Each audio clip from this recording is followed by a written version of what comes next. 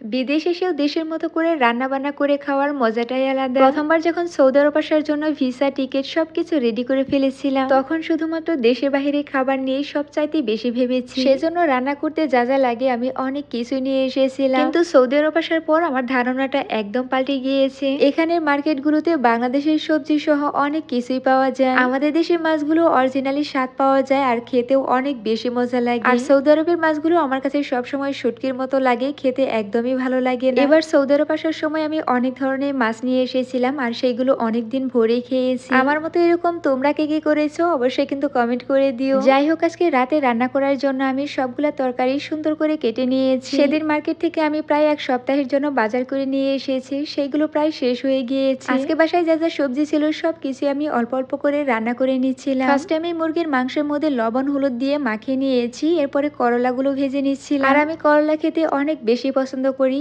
এরপরে আমি মাংসগুলো একটু হালকা তেলের মধ্যে ভেজে নিয়েছি। আমার কাছে মুরগির মাংস খেতে একদমই ভালো লাগে না, তবে তোমাদের ভাইয়ের জন্য মাংস রান্না করলে সবসময় এভাবে করে ভেজেই রান্না করি। সে মাছ বা অন্যান্য জিনিসের চাইতে মাংস খেতেই সবচাইতে বেশি পছন্দ করে, আর সেজন্য তাকে সপ্তাহে প্রত্যেক দিনই অল্প অল্প করে এরকম করে মাংস রান্না করে দিই। তো মাংসের মধ্যে আমি এক এক করে সব ধরনের গুঁড়া মশলা দিয়েছি, এরপরে সুন্দর করে কষিয়ে নিয়েছি। এবার মাংসের মধ্যে খুবই অল্প পরিমাণে ঝোল দিয়ে রান্না করে ফেলবো। এদিক দিয়ে আমার করলা ভাজিগুলো শেষ হয়ে গিয়েছে আর মাংসগুলো রান্না করা হয়েছে। আমার মা সবসময় মিষ্টি কুমড়ার শুকনো মরিচের ফোড়ন দিয়ে রান্না করে। এভাবে করে রান্না করলে অনেক সুন্দর একটা স্মেল আসে আর খেতে অনেক বেশি মজা লাগে। আমিও সবসময় ট্রাই করি মিষ্টি কুমড়াগুলো এইভাবে করেই রান্না করতে। এক এক করে আমার সবগুলা তরকারি রান্না করা শেষ হয়ে গিয়েছে। আজকে এইগুলোই ছিল আমার রাতের খাবার। তো আজকের ভিডিওটি এই পর্যন্ত, দেখা হয়ে যাবে অন্য কোনো ভিডিওতে। সবাইকে আল্লাহ হাফেজ।